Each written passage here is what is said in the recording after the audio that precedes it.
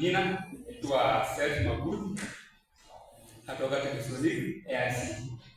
Hawa watajiintroduce hivyo hivyo.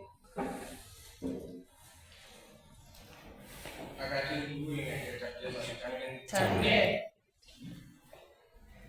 Figura na hapa figura Arab yani atenda ni ya kwa ni kitabu ambaye somo kaida tafuta managaji ange na ni mabidi ni ngaje akukubai bai ki sabi kwa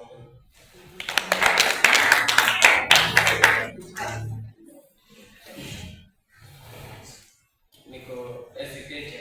Asante.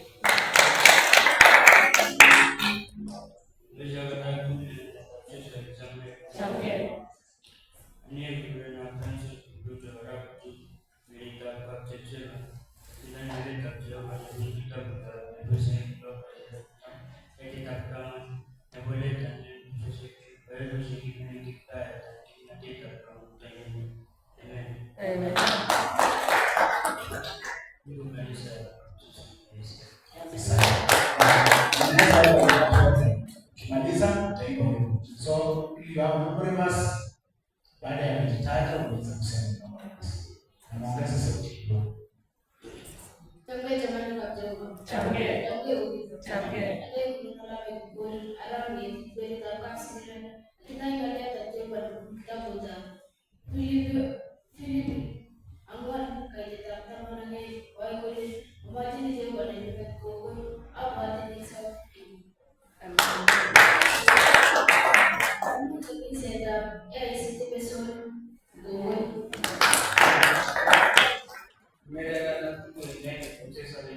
Change. Ini apa Joseph Kikwete Arab Mdai with Kakas. Artinya ada Jehovah Imam ili piga mwana ya kama somo amu ya tu ingine Lazima stage. Amen. Lazima today. Amen. Nene ko elsko Arab ni nakapia de. Nataka ngalia tajia ni kitabu cha Biblia hapa. Kwa kitabu sasa akimwa wale chini ni ikikastae ngas mbele. Lazima Yesu. Amen. Bwana asifiwe. Amen. Bwana asifiwe. Amen. Bwana akaje. Una yadi.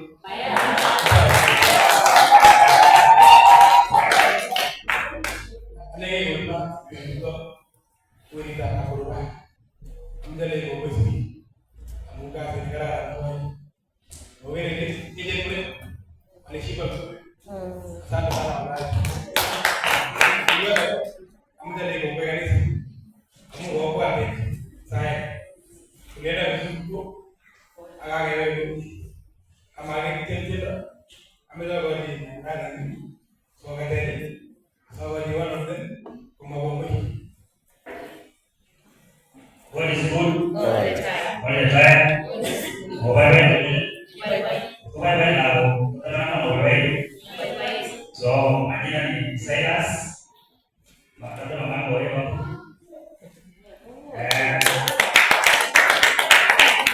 Nashukuru sana Mungu kwa kuwa amekuwa pamoja nasi.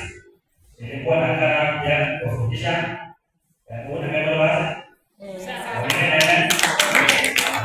Kwa hivyo very disciplined, very honest people. Najua masuala mbali. Na wote wanaona kabisa. Unaona, waikuji. Waikula nini kabisa. Kwa hivyo niseme pia asante hapo kwa bila mwezi. Ndio mtu kiongoza ametoka. Anatoka kwa wale. Ndio wanashiba. So wazazi wangesikia makofi.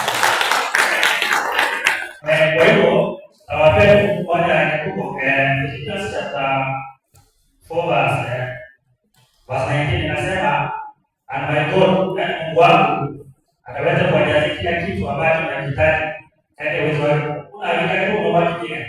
Mungu anibariki. Mungu bariki sana. Ela badiwa so mabomoi.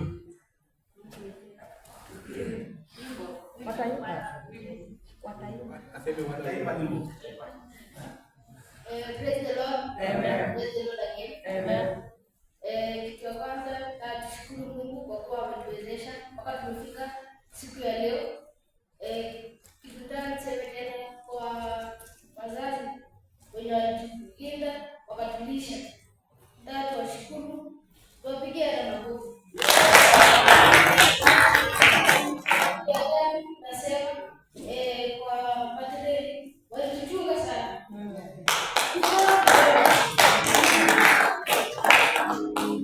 Haikuwa rahisi lakini tumefika hapa. Nataka nishukuru kanisa kwa kutuombea mpaka tumefika mara wanapata rahisi.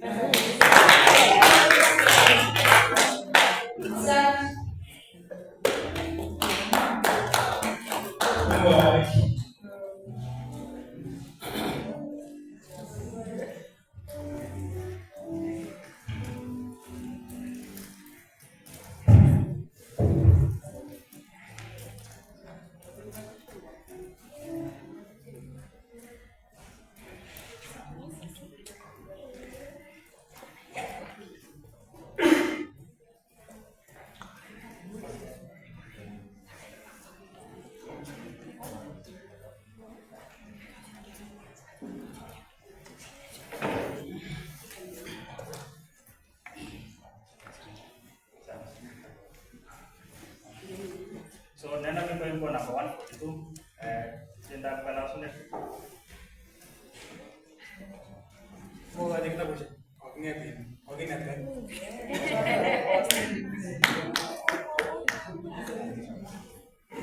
Yo punya de Omega Tiel, Eitetelion se disciplinate, Ilero umure, Itetetugu, Keima udeso, Otimote, Yo Mimunyane, Omega Tiel, Eitetelion se disciplinate, Ilero umure, Itetetugu,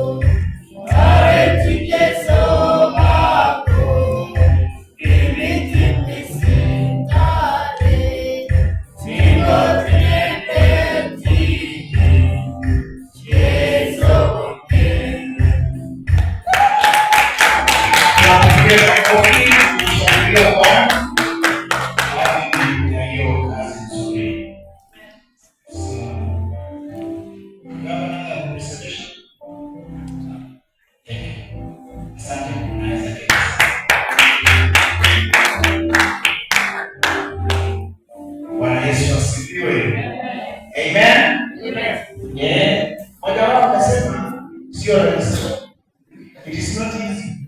It is not easy. Na I think kuna wale ambao wanajua sio rahisi. Unajua wengine wanasikia story tu. Lakini kuna wale ambao wanajua vile ilivyo kwamba sio rahisi. Hata sisi tunashukuru Mungu.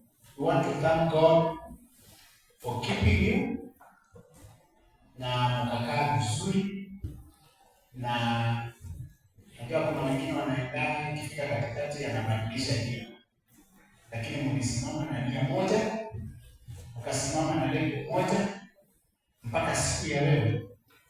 This is a graduation. Amen? Yeah. Kama watu wanaenda course ya 1 week na mchungaji wana graduate, ikuwe wameenda ya 1 full month. We are graduating you today to what is ahead of you. Ili Mungu aende kusimama na hili na watunze na waweke salama katika mambo yenu yote kuanzia sasa na kuendelea. Mtegemea Mungu hawataacha. That is the word God. Ndio nasema kwamba wale ambao wanamtegemea Mungu hawatataharika na hawataaibika. Watakuwa kama ule mti uliopandwa chini ya mito ambao evergreen na unazaa matunda yake kwa wakati wake, just different from other trees. So wakati mnapokaa kwa Yesu, mambo yenu yatakuwa tofauti. Mambo yenu ni tofauti. Mambo yenu Mungu anayapeleka sawa sawa. So mtegemee Mungu na pia uko na wazazi. It's also very important. Na mnasema kwamba mnashukuru wazazi kwa sababu wao walisimama kwa niaba yenu kwa ajili ya kila kitu mpaka vile mlivyo sasa. Wazazi wamedamika, wazazi wamewashughulikia. They deserve all the honor ambayo wazazi wanasikia. That's what the Bible says. Honor your father and mother. And then tulikuwa tukijifunza Jumapili juu ya Yesu Kristo vile alikaa katika mafundisho na vile alipenda elimu, na mwisho tukaona kwamba yeye alikuwa vizuri spiritually, physically, na akawa mtu ambaye alikuwa na knowledge, na mwisho akaonekana kumpendeza Mungu pamoja na wanadamu. So you put yourself in that. Acha niseme hivyo kwa sababu siku ile mlikuwa mnaenda bisi kwa nilikuwa na roho, sikuwa wakati mlikuwa mnaelezewa, but today hapia pamoja ninajiunga na wenzangu kanisa pamoja na watumishi kuwapokea na kuwaambia ukae ndani ya Yesu, ukae ndani ya Yesu na kumtegemea na kumpenda, na yeye atawapenda na atawafikisha mbali. Bwana asifiwe. Mchungaji, karibu. Itakuwa ni nafasi yako ya kumkaribisha mchungaji ambaye anaenda kuchukua ushuhuda. Bwana Yesu asifiwe. Tumeambiwa sio rahisi. Sisi kina baba tunajua tu ni kwenda kukati na kukula kwa watu vitu hivi vingine, so sio rahisi. Ni sawa. So nataka kumshukuru Mungu kwa sababu yeye ni mwema na ni mwaminifu. Kwa vijana wetu, Mungu huyu ni mwema na ni mwaminifu. Jinsi ambavyo tumesema hizo mbegu basi yote, let it be applicable in your life. Mimi sitaki kunena mengi. Nataka tusimame tu tukaribishe mnenaji. Sabanda eli komalalu wala teo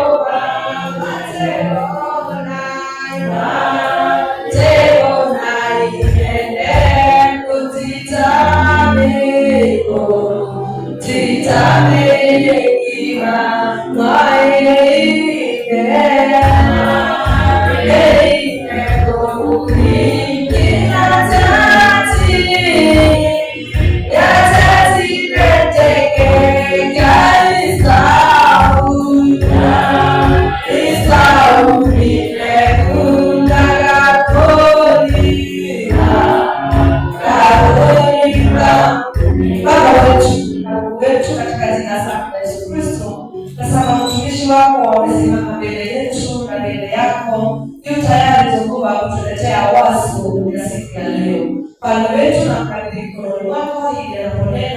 pamoja nasi. Mungu wetu akutumie, maana yeye ni chombo. Baba, tubariki kupitia neno lako na siku ya leo, na ni katika jina la Yesu Kristo nimeomba na kuamini.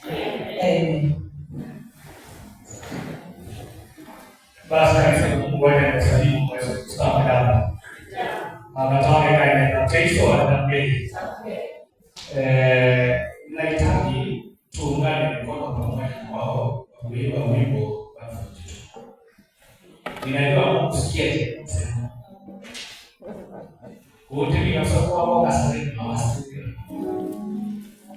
Sababu nataka kuimba wimbo. Sababu wimbo ni ombi la moyo wako. Hiyo wimbo haikuwa tu wimbo, lakini ilikuwa ni ombi kwa maisha yao. Kwamba yeyo haya tuanze.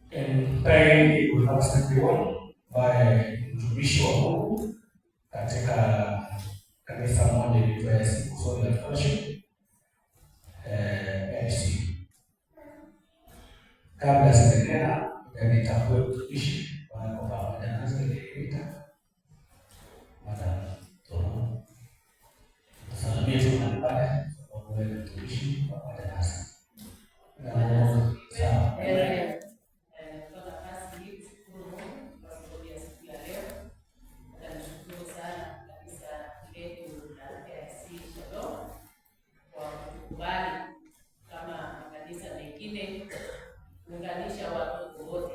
Hii inaonyesha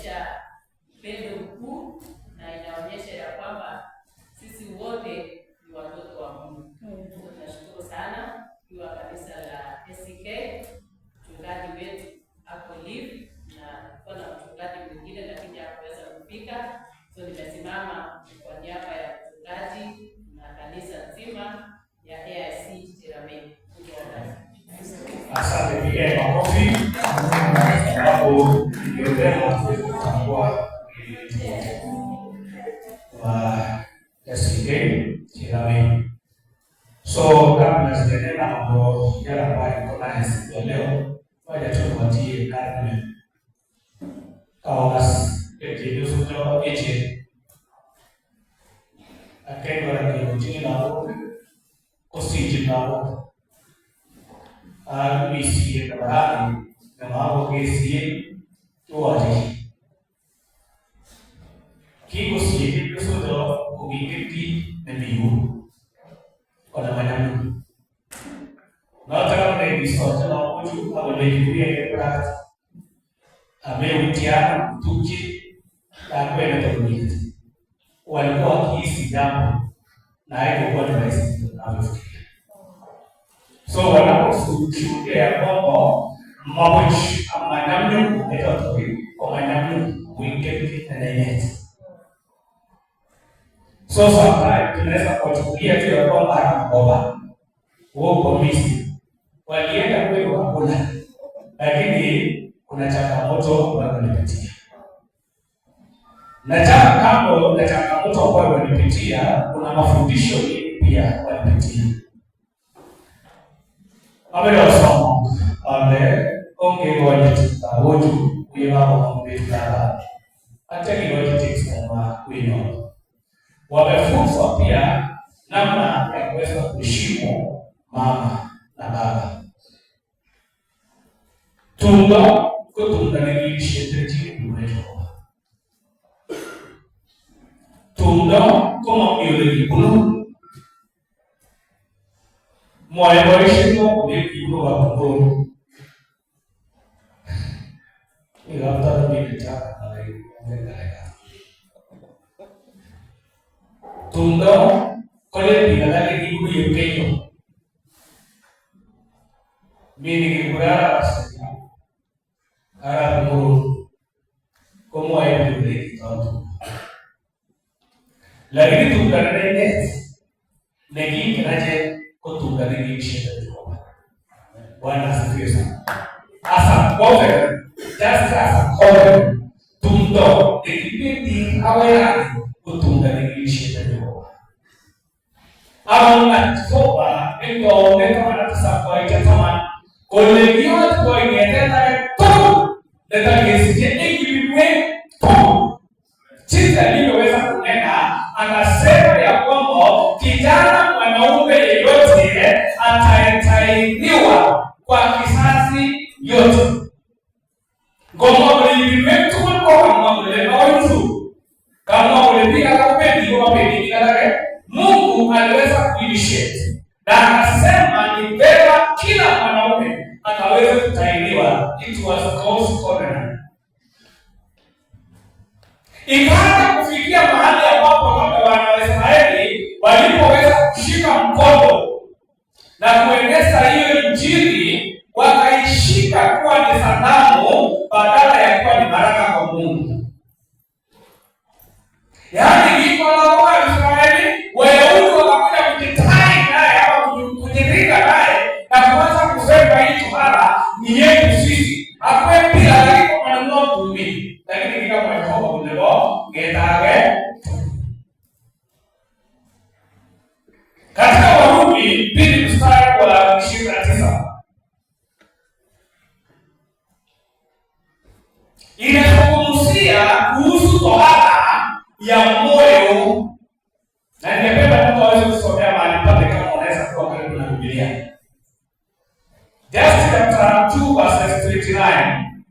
Ninataja tu si mahubiri ya siku leo, lakini ikiwa kuthibitisha yale ambayo yamefanyika kwa vijana wetu. Kuna lengo ambalo linalenga. Warumi 2:29 hapo. Nasema yes. Bali Yahudi wadani mara ya moyo katika roho, si katika andiko, ambayo sifa yake kwa damu bali kwa Mungu. Yes. Sifa za mwanadamu bali ni kwa Mungu roho ama mioyo zetu zikaweza kutahiriwa, kwa sababu ilifika kiwango ambayo Wayahudi walianza kujidai naye na kusema menyotuto pamoja kuna ya Mungu rada tena wingi. Wangapi wakina nani wanajidai na kusema menyotuto? Wanandi awalete menyotuto, ache menyotuto. Lakini ukijaribu kuangalia siku ya leo ni kwamba labda tohara si yao, bali tohara ilitokana na nani? Na Mungu kwa mtu wa kwanza ambaye alikuwa anatoa. So tohara si ya tohara ni ya kila mwanadamu. Kila mtu anataka age tu alikatikishitiri tohara bomo.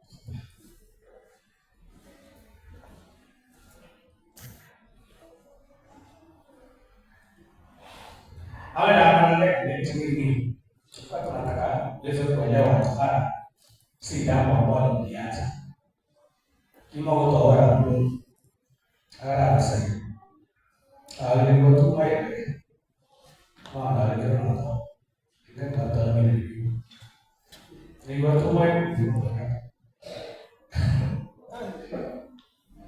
Reading from the book of Corinthians chapter 13 verses 5.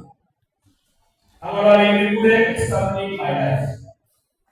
Pada chache sana kabla ya sasa kwa Yesu anaondoka pamoja. Kwa nini tuzungumzie kitu ambacho inaitwa establish my life? Unajua hautaweza kujijua iwapo kama hautaweza kujihesabu. Hautaweza kutambua penye uko kama hautaweza kuexamine yourself. Hautaweza kujua ya kwamba nimebadilika kama hujaweza kujitia kwenye mtihani. Sisi kama vijana wenye tumetoka chotoni hatutajijua kama hatujajiweka ratili ya kujua kwamba uwe maji. Hello, utu. Kasubiri.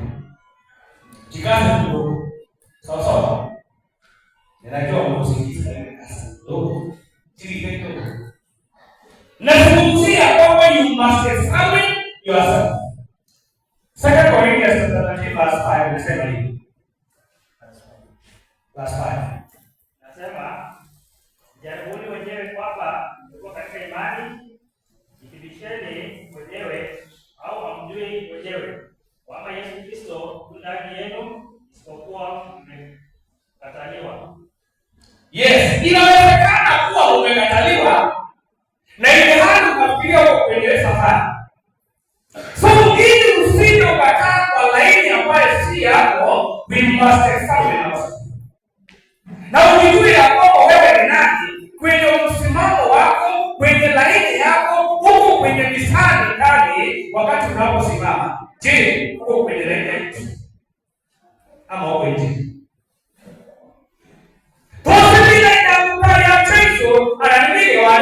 Wewe hata sasa hivi unaweza kuwa unatembea barabarani ukijirika sana na kusema ya kwamba ninajua huyu Mungu na ujejesha. Nimanige. Ataka ni Nimeore na nitaona. Ili usije ukatembea tu ukielewa ukidhani ya kwamba uko kwenye njia na uko kwenye njia. Every Christian is called to live a life of reflection. Growth does not happen by accident. Yaani maisha yetu yameweza kuitwa ama tunaweza kuitwa sisi wote tukaweza kureflect. Kureflect ni kuweza kujifananisha, kujiangalia ya kwamba mimi niko kwenye laini ya kwenda mbinguni. Basi ndio utakaa hapo ukidhani ya kwamba uko kwenye safari na uko kwenye safari. Alafu the growth does not happen by accident. Yaani ukuaji haiwezi kufanyika tu mysterious atunaendelea kunenepa. Yaani mimi no, lazima ende yengechekeke akiweke ore akile Jehova miomba ore. Bwana asifiwe sana. Haikuji tu kwa sababu labda umehurumiwa, amui la kwenda hapana, amui la kwenda pasta, amui la kwenda kabani, kile no, it doesn't grow that way. It is not by accident. It is a spiritual maturity, or the spiritual maturity comes when we stop and ask, how is my life before?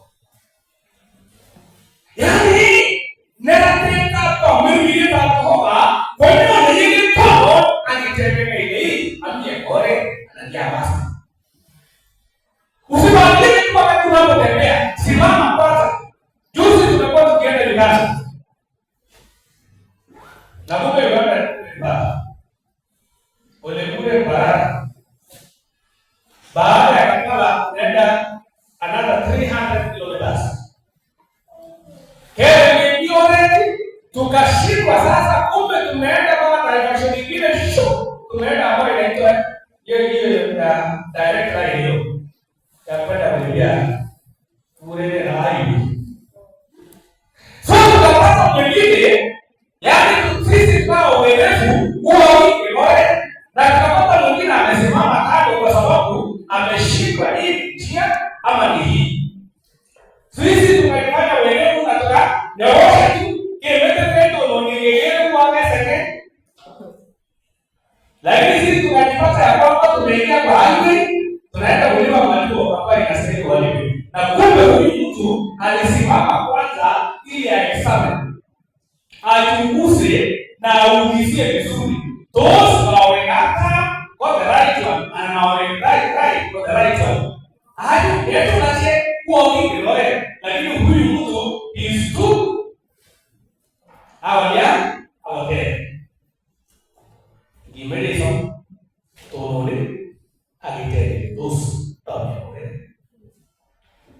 Unaelewa hii maneno? Examiners. Kwa nini tukiexamine? Kuna mambo matatu tu itawaajia, nimesema nitaharakisha. Ili wakati mwingine mkihitaji maanisha hiyo lesson, nitamaliza wakati mwingine. Jambo la kwanza, ama kabla hiyo, daily pray, serve me, O God, and see me if there is any wicked way in me. Kukatika Psalms 139 verse 23 na 24, huyu Daudi aliweza kusimama na kumuuliza Mungu ya kwamba hebu nichunguze isiaka Yehova, isiaka kwa Mungu kosa ya bora zaidi. Anadosi yao. Why must I examine myself? Why? Because the heart is deceptive. Amua wewe kule kwa msiri kwa amnesi mange, amnesi siaye, kisioni amua wewe unaweza fikiria kwa njia na huko unatoka. Maana ni gani wewe nenda kule na mungu kwenye hili usiye hiki la maya laina huyu na yes ni na kumbe tayari ushafanya nini kutoka. That is Jeremiah 17 verse 9. Kwa nini tunasema inasema tu jambo la kwanza, it is because the heart is deceptive ama endagalifu. Jeremiah 17 verse 9. The heart is deceitful above all things. We can appear spiritually outside but be drifting inside. Yaani tunaweza kuonekana ndani nje, tunaweza kuwa tunaonekana nje, lakini mwili ndio kitutendo ya kipasua tani pole yani uko ndani kumbe tayari ulishapotea, lakini example injili ya haleluya tunaenda mbinguni kumbe ndani ya moyo wako ulisharudi. Be careful ili nje isionekane ya kwamba unaabudu na ndani tayari ishara. Urejee. Namba 2. Sema nakimbia sana. Because spiritual drift gradual. Is gradual. Yaani ni sikimoje tumusange awejirige. Amu bila kitume take. Hana kitume take. Kene di gradually. Gradually ni mutio. Nebe basi ile Bega sasa ni cita na basi kwa maana mtungule. Amana mamie bora kwa. Mega sikilile kawe sikita elimu ya au elewi. Yaani hautajua ya kwamba amsome tena waonili. Kwa sababu wao mmenena eti haina. So, drifting ama kupotea inafanyika gradually. Pole yote ni huwa ndio yote ni ile kwa msimamo na wane kumbe ilishapotea ndani. Kwa sababu gani tulichunguze? Ni kwa sababu maisha yetu na baba alituka take kwa sasa bora mjini. Ibija ni mtai ini sehemu bila. Inafanyika mistari kwa kwenda pole. So, akingora leta mira. Ujichunguze. Akingora mujui alichike hii posta mnegoreti tena ujichunguze. Amu kama gili anakwenda peke nore tena. Mawele. Unanielewa? Badala ifanye. Gradually. Nobody must slide in one day if he begins. It begins with. Yes. Nobody must slide in one day. It begins with what? Losing desire for prayer. Don't think you have desire. I will go to soil. Mommy. Pardon. That's a question. Amen. Hai chunguki to kimali saya tu udah muda ke soal mereka man. Oke sana kalian betul tadi mereka peruja. Mami saya ingin cakap uang esoknya anu. Amma kisah, unasikia tu au pili wote kwenu aliwe. Chunguza nige ustahili bora. Amen. Ungeni reflect. Kwa nini sisi pia kwa neglecting the word? Unaanza kuona vijana walikuwa wanakuja kanisa. Baba tili wanakuja bila kukosa, yetushewe kwa baba. Walia ubedon wanyonane. Ubedon wanyone. Nebo ite inola eka ubedon biduta keke. Ina lingiko chukutie yone. Dareda. Tadi kwa kwa next to start pele. Wote wengi kanisa, imwani sai. Mimi kanisa kuishi solo. Wengine wana urike. Sema ndio kwa hiyo. Unaelewa? Unaelewa? Kitu kingine ambacho naweza kujulikana ni compromising small things. Hadi kwa watu gere kwa hapa ndio kandia kwa tibela kama wese ana wao ndio wanataka. Hebu kitu tunataka kwa watu ndio wajue gere kama wese ana wao ndio unaona vile tunapaswa tunaanza kuhurumia vitu ambayo ni dhambi. Tika dhambi na wale hicho kwa jina lako. Lakini ukianza kuangalia unaanza kucompromise. Haikuwa mbaya sana. Hiyo haikuwa mbaya sana. Ugomo wewe ndio umeanza kucompromise. Tayari potea inaanza kufika kwako. Ya mwisho. Kwa nini tukichunguza? Hapa kwa nini tunasema because God desires to in the innermost being. Kwa sababu Mungu anahitaji, ana hamu sana ya ukweli na uhakika ndani ya mioyo zetu sana. Yaani mwenye Mungu kile wewe tunataka. That is why we example ourselves. Kichikili ya kebara, angegere kia somali kutie. That is how John verse 6. Na Mungu awabariki sana. Nimesema mambo matatu kama ulikuwa unasikia. Umesikia. Ningeomba wachungaji na wazee wawili watumbele worship us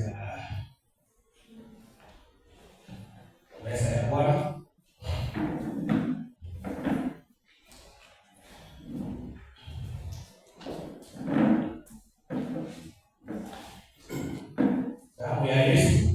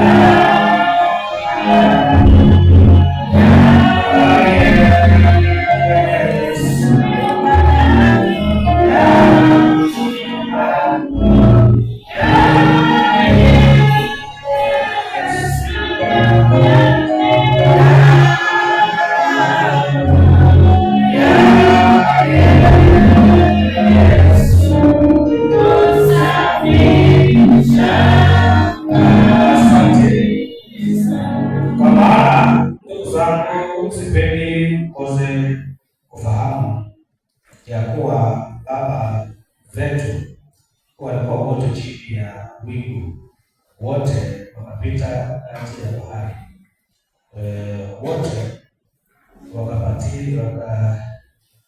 wakapatizwa wawe wa Musa katika wingu na katika bahari, wote wakala chakula kile kile cha roho, wote wakanywa kinywaji kile kile cha roho, maana walinywea kombo mwamba wa roho uliowavutia, na mwamba ule uliokuwa ni Kristo. Lakini wengi sana katika wao Mungu hakupendezwa nao. What is the reason? Maana waliangamizwa jangwani. Basi mambo haya yalikuwa mfano kwetu, kusudi sisi tusiwe watu wa kutamani mabaya kama wale nao walivyotamani, wala msiwe waabudu sanamu kama wengine wao walivyokuwa, kama ilivyoandikwa, watu waliketi kula na kunywa, kisha wakasimama wacheze, wacheze. Tunatueleza ya kwamba watu wote waliotoka Misri wakija sehemu za kale, wote waliparticipate kwa kunywa, lakini mwisho wakawa katika hatarini, kwa sababu kumbe walifanya yale ambayo walikuwa wanafanya pasipo kupendeza. Walifanya mabaya, Mungu akawa amekasirika kwa sababu walishiriki meza ya Bwana na ili hali hawakuwa na hali nzuri kwenye maisha yao. Walikuwa na matendo mabaya, alafu pia walikuwa na waabudu sanamu.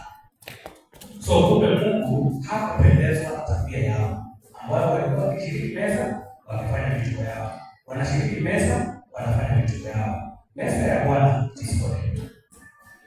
ambaye haihitaji kuchanganya, haihitaji kula huku na unakula huku, inahitaji uweze kunyosha mapito zako. Verse 27 inasema ya kwamba basi kila aulaye mkate huu au kukinywea kikombe hicho cha Bwana isivyostahili atakuwa amejipatia hatia ya mwili na damu ya Bwana. Lakini mtu ajioji mwenyewe, na hivyo aule mkate na kukinywea kikombe.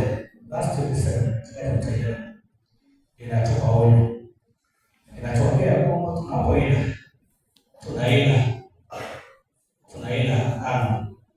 ama tunaili, basi kila aulaye mkate huu na kukinywea kikombe hicho cha Bwana isivyostahili atakuwa amejipatia hatia ya mwili. Chunga sana tusije tukajipatia hatia ya mwili wako kama tutashiriki isivyostahili.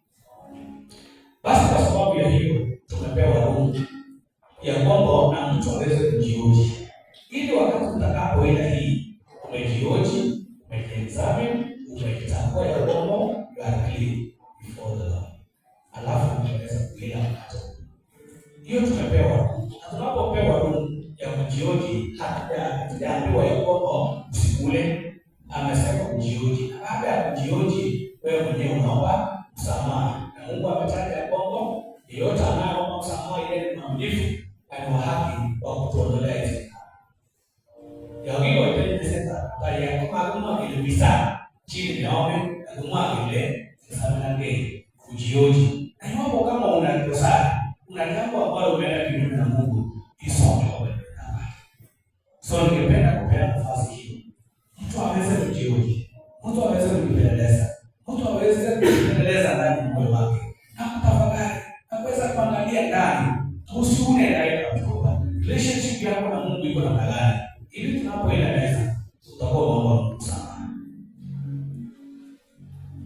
Chukua nafasi ya kujioji, chukua nafasi yako ya kutazama msalaba wa Yesu, kwa sababu msalaba wa Yesu iliija ama ilifanyika kwa sababu ya dhambi zetu, ili tukaweze kushiriki mwili wa Yesu Kristo na damu yake, tukiwa wasafi, tukiwa tumejioji, tukiwa tumejiuliza maswali, tukiwa tumejiangalia ndani, tukiwa tumejirudia na kuweza kuambia Mungu msamehe, na baada ya Mungu kusamehe tuweze kushirikiana na Mungu. Asante Bwana, asante kwa sababu ya nafasi hii, asante Bwana kwa sababu unajua, unatambua ndani unatambua na kila mmoja wetu hapa jinsi Mungu tulivyokosea. Bwana Mungu atusamehe, tusamehe Bwana kwa sababu unastahili, tusamehe Jehova kwa sababu wewe ni Bwana, tusamehe Jehova kwa sababu wewe unapendeza. Bariki na damu. Asante Bwana, tusamehe Bwana, tusamehe Jehova, ili tunaposhiriki mezani tusije tukaona hukumu na tusije tukafa wakati mwingine ama tukaathirika na mili zetu kwa sababu tumeenda bila kujioji. Baba, katika jina la Yesu Kristo uliye mbinguni, nakushukuru na kuinua sababu Mungu tumejioji, tunatafakari ndani ya mioyo yetu, tunajiangalia. Tusamehe Bwana, tuoshe kwa damu zetu tunazotenda na mapenzi yako, tusafishe kwa damu ya Yesu Kristo iliyomwagika msalabani. Yesu Kristo aliye Bwana wetu. Amen. Asante sana. So wale ambao wanakabisha tuweze kuwasaidia kabisha kama tunaona kabisha sana.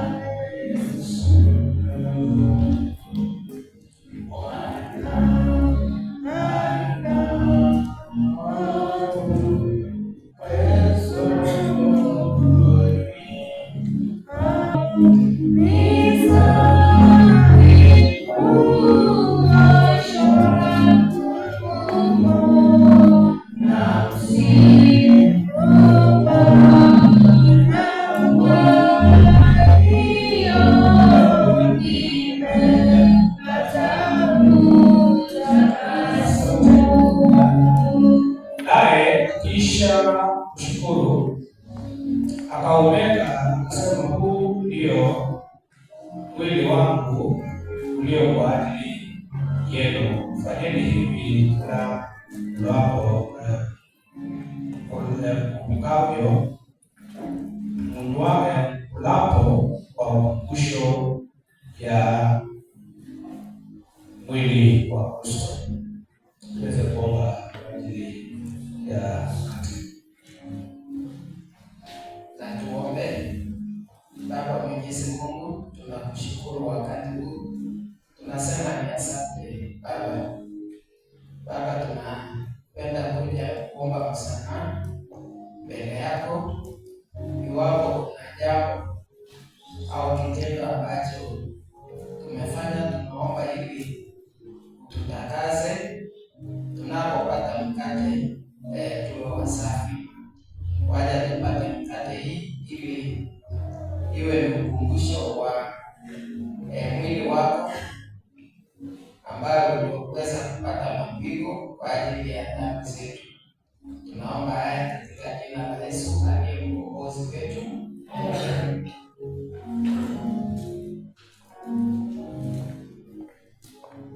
Vivi hivi baada ya kula akavitwaa kikombe, akasema, kikombe hiki ni agano jipya katika damu yangu, fanyeni hivi kila mwapo ukumbusho wangu. Tuweze kuomba kwa ajili ya kikombe. Asongeza mwisho wa roho mwana wako wewe ndiye unaomba wewe Amen. Asante sana kwa kuchukua mkate kufuatana na kikombe.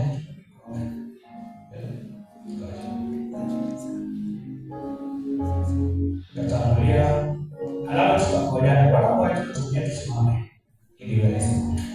Na tuna vijana watatu walibatizwa leo. Wenye walibatizwa leo simame. Asante sana, tuwapigie makofi. Asante. Tunaona kwa kubatizwa. Wale walikuwa wamebatizwa simame. Wale walikuwa wamebatizwa mbele. Asante.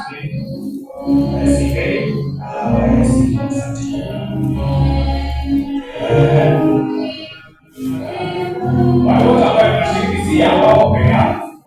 Ni sisi wote ambao tunashirikisha Bwana mzima. Ni sisi wote ambao tunashirikisha Bwana. Pia wanafunga pekee yao. Kwa kuweka pekee. Kama ni kanisa gani? Shiriki wote pesa Bwana. Tuko kwa pesa ya Bwana. Kwa Yesu ni wapi? Ushiriki wote kama ushiriki mahali. Kazi yetu ya ushiriki pesa ya Bwana. Haijalishi ni wale unakuwa kushiriki wewe, ushiriki pamoja. Ushiriki pamoja hiyo.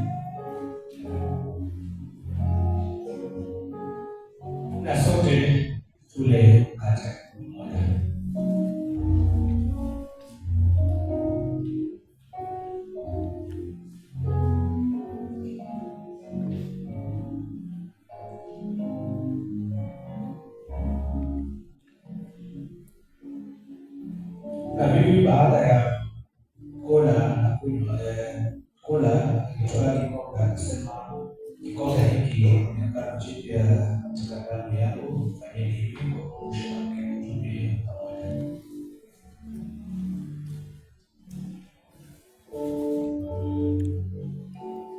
Baba, katika jina la Yesu Kristo tunamshukuru kwa nafasi ambayo umetuandalia meza ya Bwana iliyofanyika kwa ajili ya ukumbusho